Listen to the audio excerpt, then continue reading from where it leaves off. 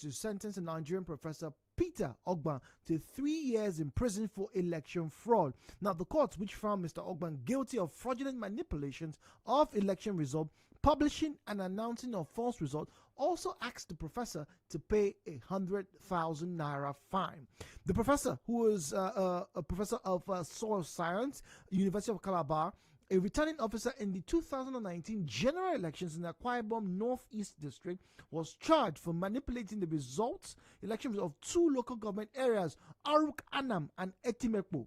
Now, in a previous court session, Mr. Ogban had told the court how the results of the election were falsified to give the APC an unfair advantage over its main rival, the PDP. Now, for instance, some 5,000 not 5,000, I beg your pardon, 5,000 fake votes were added to the score.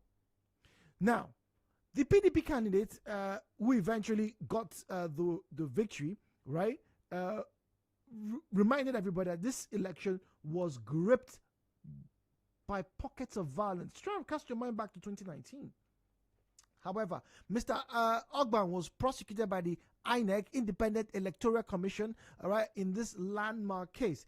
The university professor, lecturer, before his sentencing, pleaded for mercy from the judge. Media Dialogue, welcome.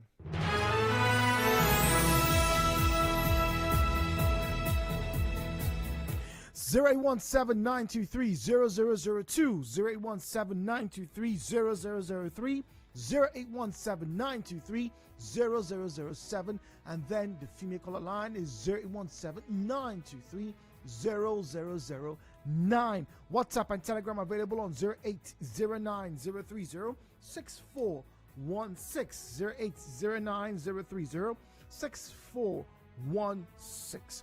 Message here now. WhatsApp says, Jude, how can it continue? Will this happen in this state, in River State? What judges that collect monies and give unfavorable judgment? We're seeing it happen in other states. When will it start to happen in Rivers State? All right, let's move on here. Good morning, Jude. My concern is what happened to the person elected on the false result? Well, there was no election on that false result. CJ, I hope that answers your question. That's why I read the paper report there. All right, Godwin says the professor is a disgrace to our generation for making himself a stooge to the political saga. The financial settlement that was given to him to influence the electoral result of a political party is speaking against him and his prestige as a public figure.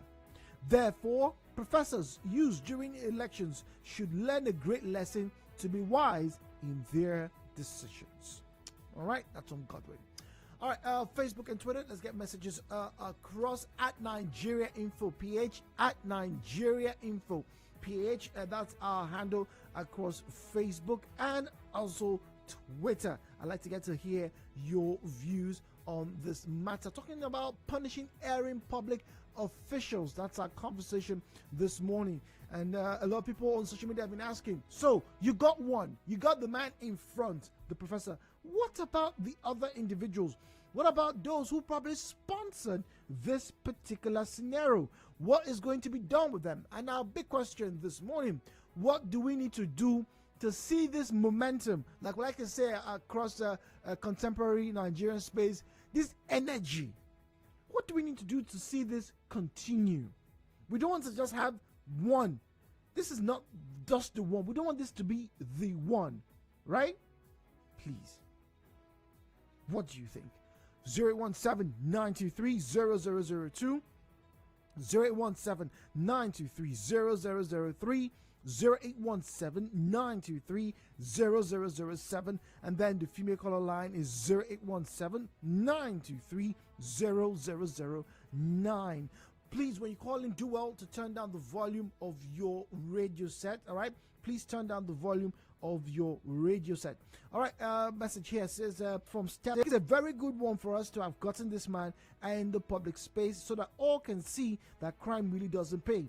But Jude, how many times have we seen, in quotes, party members, faithfuls, snatch ballot boxes and even cause harm or death to other individuals? What has been done to those individuals? What will be done in the coming elections. Totally understand you, Stella. Really, those people who have committed these crimes in the past, how many of these cases have we heard? Good morning, Jude. What happens to the instigator? Because it is obvious the professor did not act on his own. Very good question. 9.3. Good morning. Good morning, Jude. Good morning. Welcome.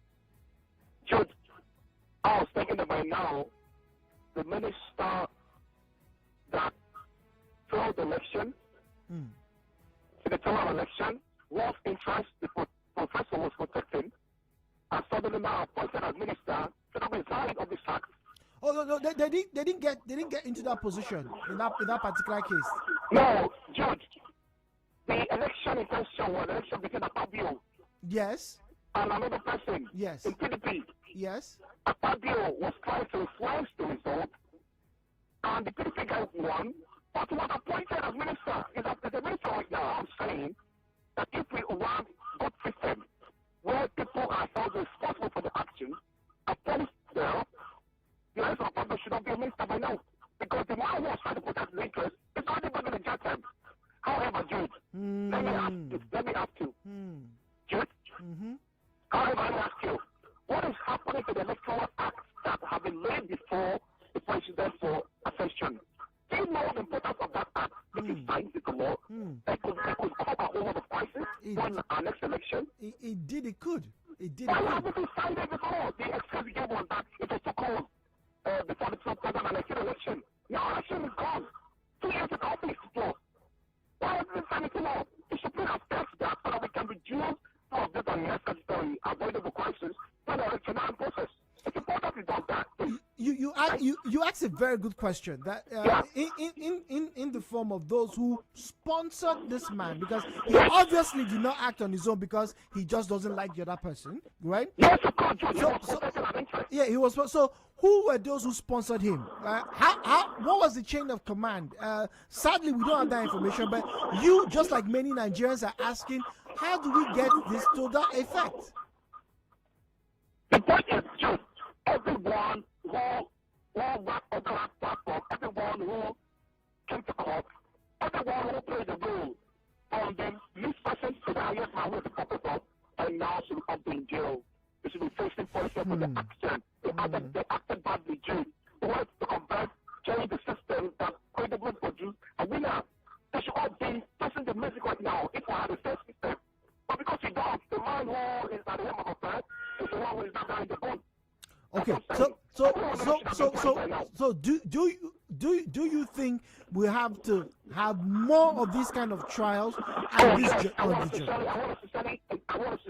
applaud the courage of that judge.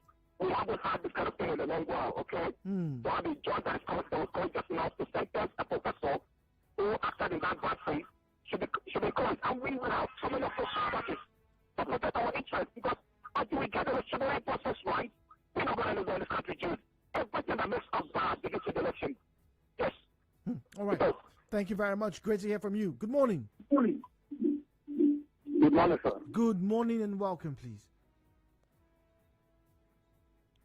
Hello. Good morning. Okay. Unfortunately, couldn't get to hear you. Apologies. All right. Someone says his punishment is too light. 50 million naira and maybe 10 years would have been ideal. Wow.